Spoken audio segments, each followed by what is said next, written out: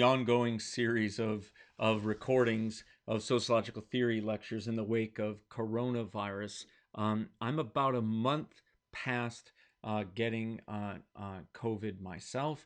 I remain sort of surprised at how subpar I remain yet. So hopefully this recording will go well.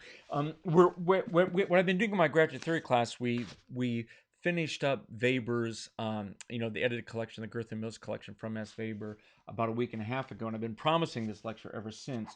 What I want to talk about is Weber's writings on India and on China, and there's a chapter on each of these in at the end of the Girth and Mills edited collection.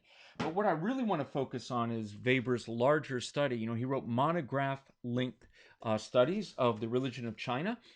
Really looks at heterodox Confucianism and the relationship between Confucianism and the the scholar officials, the Mandarin literati, who sort of dominated the political administration and to a large degree the economic administration of China, for nearly 2,000 years. So he covers that, and he covers some of the heterodox religions, especially I think of most interest us are going to be Taoism and then folk religion in China as well. And then he did a monograph-length study of the religions of India, in which he looks primarily at Hinduism, its relationship to the caste system, and then it looks at Jainism and Buddhism as well. And then he ends this book with a chapter that we're going to spend quite a bit of time looking at, the general character of Asiatic religion. And we're going to compare that to his portrait of what Western religion looks like. Now, Weber's studies here are linked into the larger project, it's sort of, I guess I would call it the Protestant ethics cycle, that was launched with the great work, The Protestant Ethics and Spirit of Capitalism, in about 1905, and then, led to all kinds of writings, including, many sections of the encyclopedic Economy and Society, that include a lot of his writings on Asia, including, the sections on religion at the end of Volume 1.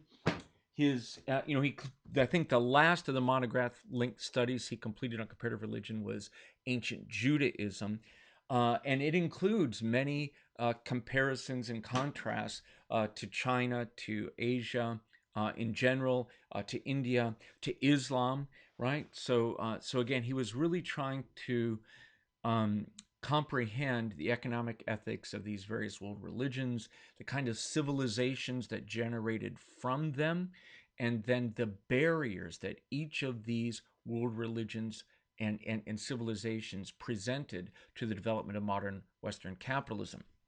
So I think what we're going to do, we're going to begin today by looking at his account of the presuppositions of modern capitalism in general economic history. Again, kind of the last thing that was published out of sort of Weber's. Really, it was lecture notes from the last class that he taught.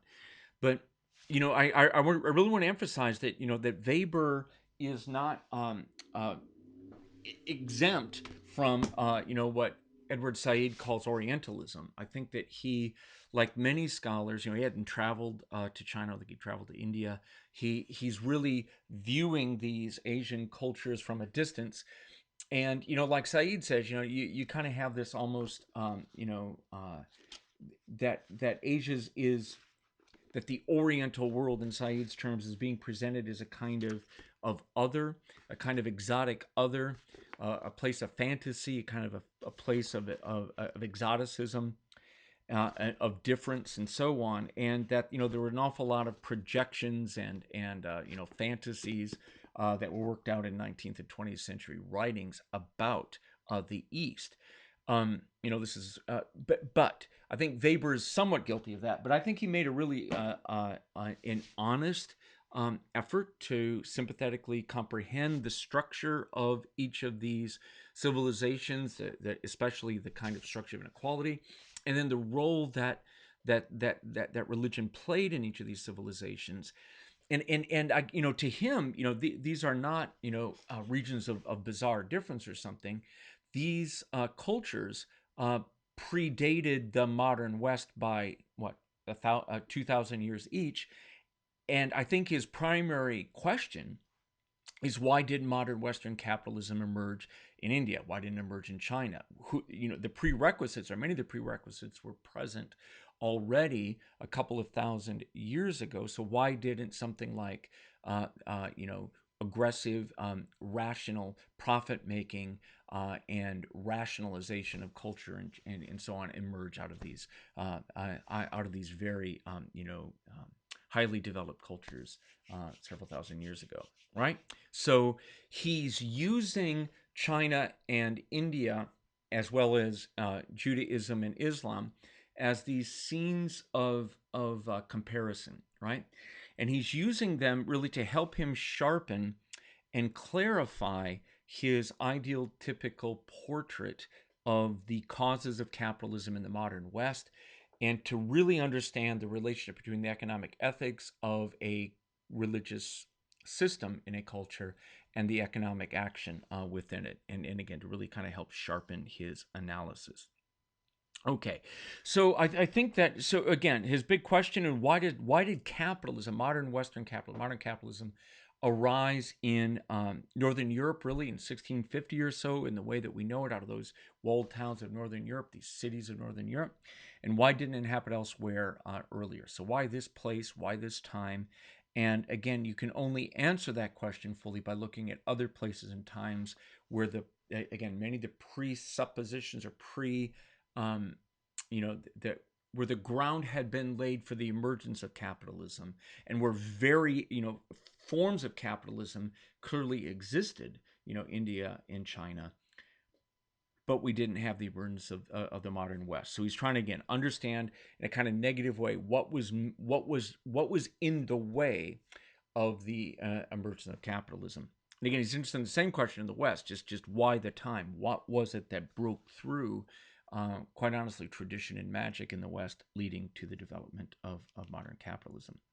All right, so he approached the study of China, Islam, Judaism, Indian religion, and so on, from a value position. Again, he's really interested in comprehending modern capitalism in as it emerged in the early modern period, and then as it trampled the globe afterwards. So he's really trying to comprehend this thing as a social system, and he's looking at the role of religious cultures as a force that both led to the emergence of capitalism, that helped launch it, right, and then that helped capitalism break free of the change of magic and tradition, the two things we're going to really talk about. The Enlightenment, rationalism, as such, sort of emerges out of this, and things that he's really concerned about. So I wonder if we shouldn't just jump into this. So in general economic history, about page 275 is where he begins to work out the meaning and presupposition of modern capitalism, right? What it means, and then what got in the way of it. And I wonder if we can't just maybe work through my notes here as fast as we can to sort of set this aside. So, so he defines modern capitalism as the provision of the vast majority of everyday wants and needs through capitalist enterprise, right? Going to a market. So you work in a capitalist enterprise producing things you don't need, and then you're selling those things in a market, producing for a market, selling them in a market, and then using the proceeds from that to buy the things you do need. And most of the labor is wage labor. So again, if you don't own a capitalist enterprise, you're selling your labor to a capitalist, working, producing things you don't need so that you can get paid and then buy it on a market, right?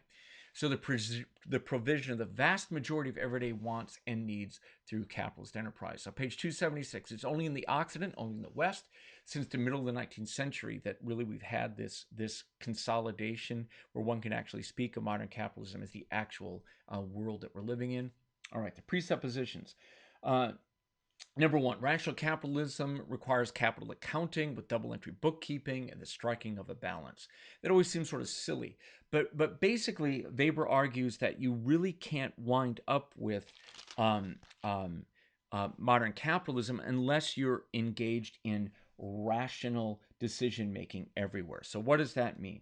Well, to Weber, rationality always refers to means ends calculation. Okay, so that means that you're selecting ends that you either have already agreed that you're going to pursue, and then you are calculating the most efficient and effective means to achieve those ends. So this means you're abandoning tradition. Tradition locks a culture down in both means and ends, right? The ends of life are already determined, predetermined, and the means that are available for people to legitimately follow to achieve those ends are also already predetermined.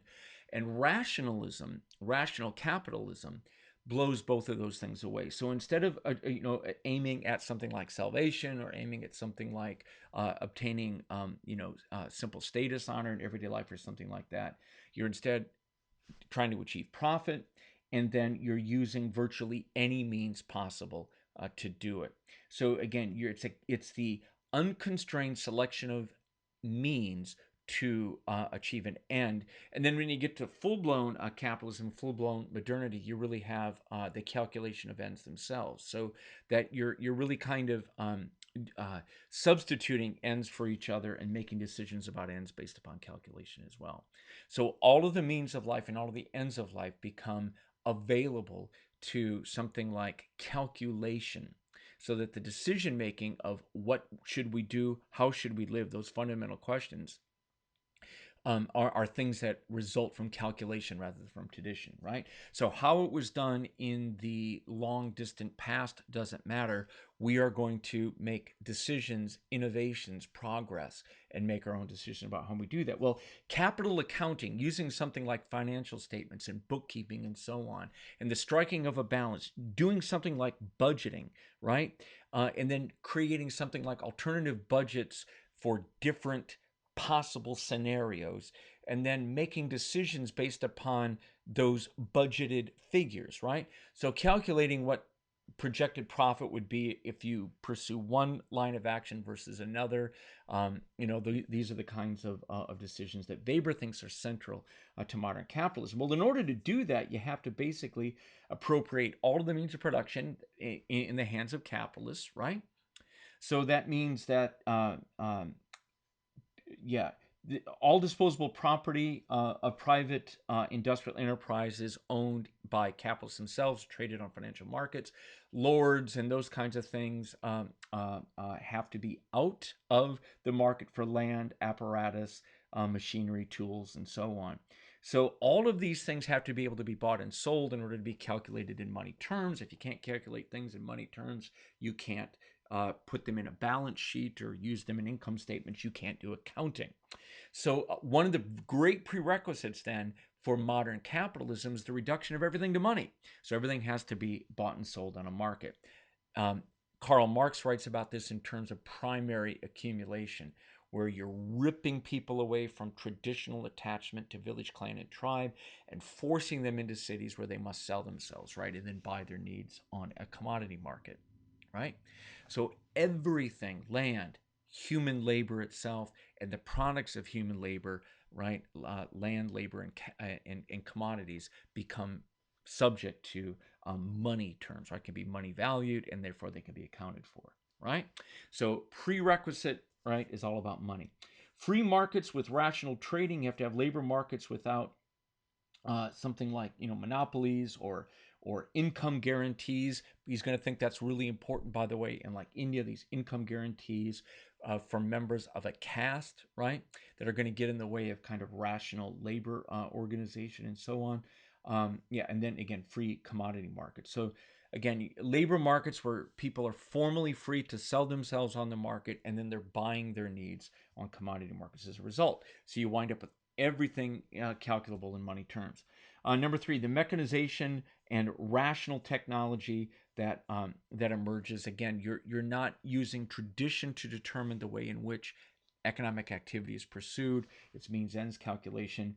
You have calculable law. You need to have a legal system with something like statutes and a solid system of sort of property rights, and to be able to understand that if someone breaks the conditions of a contract, that you're going to be able to get damages from them, to be able to calculate the likelihood of people abiding by contractual terms and so on. So you have to have calculable law. Free labor in terms of wages. Wage labor is formerly free to sell. People have to be economically compelled to sell their labor on the market, so they can't have something like, a village clan or tribe backing them or a caste backing them in terms of India. Propertyless strata that is formally free to voluntarily sell their labor to a particular capitalist, but he says in the end you're actually compelled by the whip of hunger to do that. It's on page 277, one of my favorite phrases in Weber. Very Marxist phrasing there. You're compelled by the whip of hunger to engage in selling your labor on the market. Full commercialization of economic life, everything, again, not just commodities, but finance, but firms themselves, land, property, apparatus, commercial enterprises, production enterprises, everything is traded. You get credit markets with shares of enterprises being sold, credit markets with bonds and so on being sold, and then you get something like financial speculation that emerges within it, right? So stock markets, corporate markets, the corporate form itself, credit markets, all these kind of things are part of full rational capitalism. Without that, you can't have, again, the rapid adjustment to financial conditions that leads to fully rational decision making and the blowing away of all traditions. So the corporate form becomes everywhere, and then all of this depends upon the emergence of the city. So this is often backgrounded in Weber's writing, but it's really important in his analysis of both China and India. The Western city is really important because it's only in the Western city you get the freedom from state and aristocratic domination, finances, and so on. It's only in the city that you get these markets that emerge where an entrepreneur would be able to sort of acquire the funds necessary from other entrepreneurs and from other financiers who are locally sourced and there that can all, again, pool their resources with insurance and credit and bonds and so on. All right. And then when you do that, the modern city becomes governed by budgeting and rational administration. Again, speculation emerges with trading and all of that kind of stuff. So the development of the bourse, the exchange, right, that depends upon free flowing information and something like a good financial press and a news press and that kind of stuff. All of this is important. Weber did not think, by the way, that colonization and slavery were essential to modern capitalism. He thought that was a bit of a sideshow that wasn't necessary, played an important role, but it could have happened without it. Page 302, the rational industrial technique has to develop. That means that workers have to be compelled or be allowed to be compelled to work in the way that the capitalist dictates. So any traditional way of doing work or traditional control of work or guild control of work all gets blown away. So manufacturing entrepreneurial bossing emerges, the bossing of people in the early manufactories, right, controlling what people do. And then that allows for then fossil fuels and iron and coal to mechanize production and so on. Workhouses emerge, a primitive accumulation of the proletariat within these cities that can then have their labor available to work in these rational techniques. You need to have a kind of an agglomeration of labor that then is available to work in these new factories. So again, rational industrial technique, new machines and that kind of stuff. All right, page 308, he didn't think that the war machine was necessary. You could have had the development of machine manufacturing even without war, although war was an important incentive to it. Page 309, democratization of luxury consumption he thought was important and really helped spur capitalist development. So again, as money develops and goes down, Thorsten Veblen called it keeping up with the Joneses, conspicuous consumption, that those who are farther down in a class system try to ape or mimic the consumption behaviors of those above. The democratization of luxury consumption results in that there's this huge spur to consumer capitalism. All right, page 310, number 8, there's a mass market demand that comes out from this, and you develop even substitutes for luxuries that are available to the masses and so on. Number 9, rational organization of labor. Again, you have an entrepreneur who controls what people do. Again, some of this is redundant. Number 10, The elimination of the dual economic ethic between the in-group, the family, the village clan, the tribe, where you have something like communal, brotherly economic sharing almost going on inside, coupled with exploitation without. That has to get blown away. Um, yeah. Only in the West, did he say, did we develop then the modern state with bureaucratic administration, with law based upon citizenship. Again, he thinks that's really important to have citizens and civil society and a polis that that emerges making decisions. Again, if we lose democracy and civility and a good press today, we lose many of the things that Weber thought were essential for developing something like, capitalist modernity. Rational science is really important. Rational technique becomes important. Again, you lose that, you lose a lot of things. Rational ethics for the conduct of life with religious basis for the ordering of life in an explicitly rational way. So to Weber, this idea that you get a new form of religion, an ethical religion that encourages people to act ethically in this world in a way that furthers capitalist development. That's really important. Page 315, citizenship that draws together circles of division and creates a civil society. So as we're going into Asia now, into India and China, Weber is going to think that this is really important. He keeps saying it over and over again. The modern city didn't emerge. We didn't get a polis. We didn't get civil society. People remain fixed within some narrow strata that was based on caste or race or educational status, location, even, that there wasn't an emergence of a kind of a common public sphere. And without that and without citizenship, you don't get modern capitalism. So Islam, India, China all lack the Western notion of the citizen of a state, he says, page 316, including the bourgeois civil society.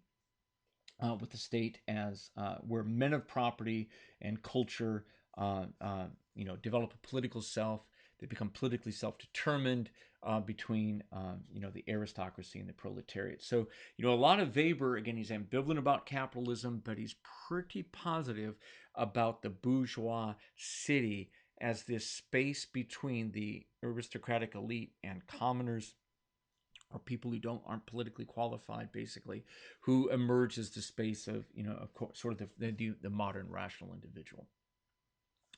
Okay, page 317, only in the West. He keeps saying only in the West do many of the sort of the good prerequisites, I would say, Western capitalism emerge, especially the city. So he's really going to talk 317 on in general economic history on the city. So cities are autonomous political units, often formed with a confraternity, a sworn confraternity, which means there's something like formal equality of the members within a city, and they mutually determine their own defense. They develop a kind of fortress, the walls around the city, and so on. And that this unifies the people within the city. Again, they have a common interest. Their fate is really co-determined, and that generates something like a strong civil society. So partisanship is overrun by the need for mutual defense and for this sense that we really are in this together, right? So that's an important thing that emerges in the West, and then other things follow from it. So only in the West does the sworn confraternity, then the commune, emerge with an autonomous way of life. And he says no Eastern cities, either in China, in Islam, or even in India, did this emerge, right? A sworn confraternity is the basis. So in India, he's going to say it's the caste system prevents it from happening, and we'll go from there. So page 321, irrigation, he writes about the Oriental despotism thesis that became famous with Wittfogel, and the Marx has been heavily critiqued later, but he does think there's something to this, that rational administration in the rice cultures of India and China led to a kind of centralized bureaucratization, but it didn't lead into the city, right? So it worked. It created a bureaucracy without some of the civil society that in the West. Page 322, he thinks magic is really important. He thinks only in the West did magic get negated or at least drained away. And so prophecy and monotheism and legalism displaced it. It also was, it was sort of Yeah, that there remain sectors of magic, but it's kind of split off from the uh, ascetic Protestantisms that Weber was really interested in, Pietism and Puritanism. Instead, like Pentecostalism, charismatic enthusiasm, and so on, that becomes kind of split off. And then, yeah, Pauline Universalism, he thinks, really worked against this and helped drain away magic. So, page 324. Yeah, democratization is really important. And again, he thinks it's largely due to the need for the shared military defense of the northern city. So without that, so he thinks, again, it's only in the northern cities do you get um, military defense, a kind of common civil duty of the bourgeoisie.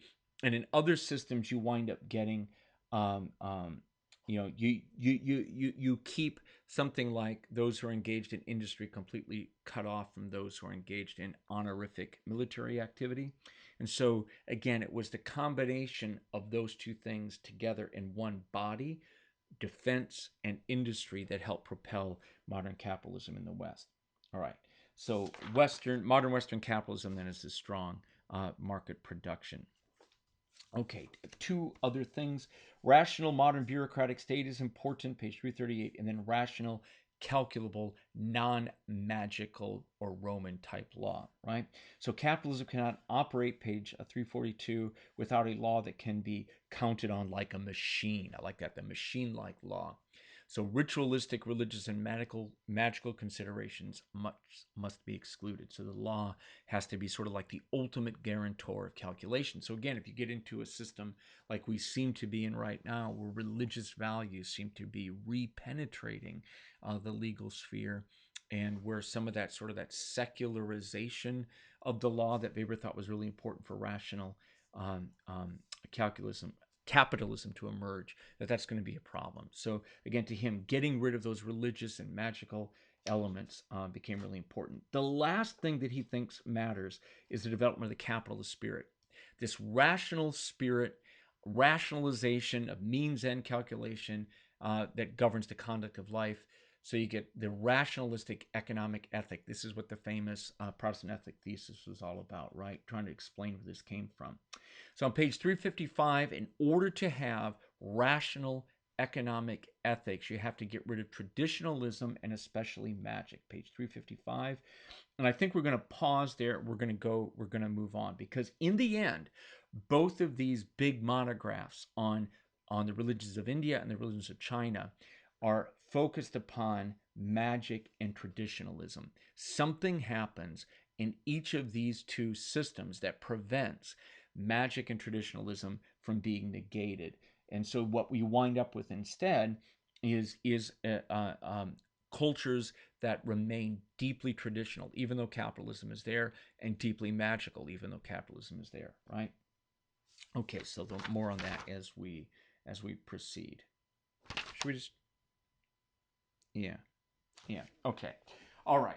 So I think what I want to do then is let's jump into the two chapters in from Max Weber, and and let's just walk through them in turn. So there's a lot in these chapters, but again, it's kind of just a tiny fraction of his total writing on the religions of India and China. So again, I'm probably going to shift to my notes just because it's easier. I'll be reading a few passages as we go. So on Weber's chapter on India, so this is on India, the Brahmin and the caste.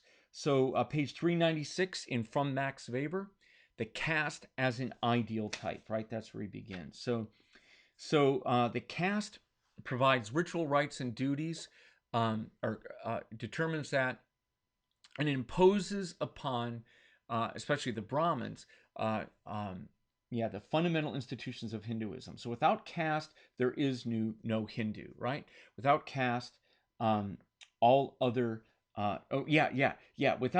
without caste, there is no Hindu. So all other castes are determined their rank by the nature of its primitive and negative relation to the Brahmin. So I have a little drawing here of that. So I think that the best way to think about Weber's analysis of India is that the Brahmin is the sort of this worldly carrier of the entire religious value system. And even though they themselves are carriers of knowledge instead of immediate magic, they're not really sorcerers anymore, they're not really magicians anymore, although there's a remnant of that.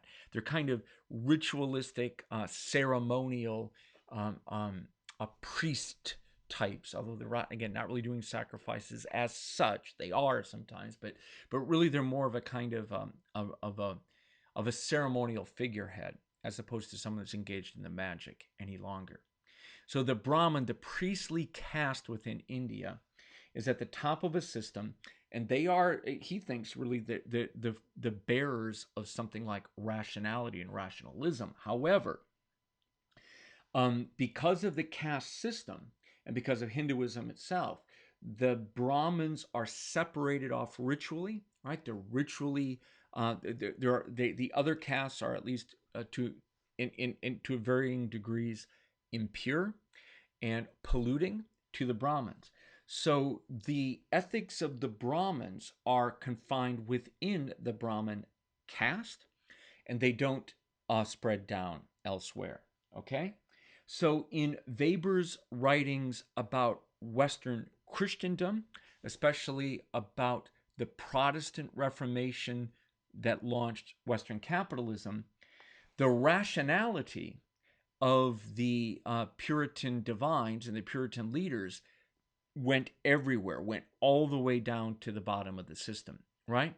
Magic and tradition were wiped out for everyone within the Christian Protestant world in the early modern period. At least that would be the ideal form, right? It was a universalistic wiping out of magic. But here in Hinduism, the rationality and almost like secularization, they're religious, but again, they're not like enthusiastic, orgiastically religious. They're religious in a kind of ceremonial way. That this sort of rational, knowledge-based, learning-based caste remains ritually separated off, and the rest of Indian caste society, of Hindu society, doesn't mimic or follow or particularly influenced by this rational strata at the top. So when Weber writes about India, he's going to keep saying that there is a strata of rationality, a strata of learning, a strata that could have sort of launched something like the Protestant Reformation that could have then led on to the development of this worldly asceticism everywhere. But it didn't happen, and it didn't happen largely because of the barriers to commensalism, shared meals, to connubialism, shared marriage relations and sexual relations, and then just association, right? That the Brahmins were barred from associating with those below, and those below were barred from associating with the Brahmins, and that meant that rationality of the elite strata doesn't spread down. So as he says, the people at the very bottom especially are linked into a world of magic, fundamentally linked into a world of magic. This is a world of immanent gods and immanent spirits. So here we go. Immanent gods, demons, and spirits everywhere. The Brahmin, again, they were originally kind of sorcerers and court astrologers and court magicians, but they had evolved into a kind of keepers of ceremony, keepers of the order of the universe going, rather than magicians, and they became kind of rationalized, like kind of priests without being priests. But again, the Hindu logic of samsara, the cycle of rebirth, of caste determining one's position within the world, of having the notion of dharma that's linked to each caste, so each caste has its own sort of ethical way of life. Failure to live up to that generates negative karma that would then lead to a lower rebirth, or if you follow it, positive karma leading to a higher rebirth. And so this magic stereotyping of life, right? Weber thinks keeps India from being the sort of incubator of modern Western capitalism, right? So it remains infused with caste hierarchy. The focus of life is upon adhering to the specific duties of caste, and then only getting reborn later. So you're focused on rebirth. That's India. Why don't I just really look at China? So China has a similar kind of structure in Weber's work. So in China, especially from the Han Dynasty forward, there's this kind of very clear articulation of a rational, here even secular strata of officials. So the Confucian bearing Mandarin scholar officials, this caste of people, not caste, but this status group of people who emerge as people who are qualified to govern, right, to manage the administration of the empire within China. That this caste, this status group becomes very rational, very learned, or at least to become a kind of barrier of a kind of secular rationality. However, in a different way than India, it's not caste that keeps this strata segregated, but it's really a kind of monopoly upon writing, a monopoly upon literature, and a desire to keep the privileges and prestige associated with the status group of the literate scholar, the literate official, to try to keep that a kind of monopoly, to kind of in the terms of Eric Olin Wright and Joel Rogers, to kind of have to hoard opportunities in the status group. That the desire to do that leads to all of these barriers being set up, so that the gentlemanly secular ideal of the scholar officials, right, the Mandarin Confucianists, right, winds up being constrained within that group. So that the warrior groups who are going to be working for the emperor directly are going to be excluded from that. They're going to have a different logic, much more enthusiastic, much more in touch with something like emotionality and so on. And then the masses below are going to remain really completely untouched by this rational literary culture. They're going to remain like peasants in the West. So that means they're going to remain completely immersed in a world of immanent gods, demons, and spirits. So it's only the Confucian literati, this thin strata of officials, who lose magic and become kind of secular and rational. But the rest of the world doesn't. So the masses remain really, again, immanent gods, demon spirits, magically oriented, very magically oriented, right? Worldly orientation, trying to manipulate the spirits, manipulate the demons, and so on. And then you get these heterodox religious movements like Taoism, Buddhism, but really Taoism, especially here, where you have something like sorcerer magicians, people who are sort of following their own way outside of the Confucian structure, and they become kind of popular figures of lore, of heroes, and they engage in really magical actions for the masses. So when the masses have their own sort of magical ancestor worship and so on, and folk religion, the Taoists develop a kind of consciously practiced magical sorcerer way, where they become kind of magician professionals hired by clients, the masses, right, to engage in things like counter spells against demons that are released because traditions have been disrupted, binding spells for demons, chronomancy, we are trying to figure out the day to have important events and the timing of important events, geomancy, where you're trying to determine the best location for like new dwellings or for routes and roads and those kinds of things. Necromancy, where you're literally dealing with spirits and ghosts and demons and ancestors and so on, creating something like talisman and amulets and engaging in divinations and charms and so on. So the point is, there is in both Hinduism right? The Brahmin caste at the top. And in China, in Confucianism especially, you get a strata of people who become relatively drained of magic and drained of a kind of worry about appeasing the immanent spirits of this world. And that's what happens in the Christian Protestant West, where you get Protestantism that drains the world of a this worldly God and imagines that the God, like of the Calvinists or the Puritans, is completely transcendent and out there somewhere, and that the world then has to be approached ethically and so on, because God is essentially beyond prayer and can't be reached for anything beyond divination and the assertion of God's will. Right? You can't ask God to magically intervene because the era of miracles and magic is gone.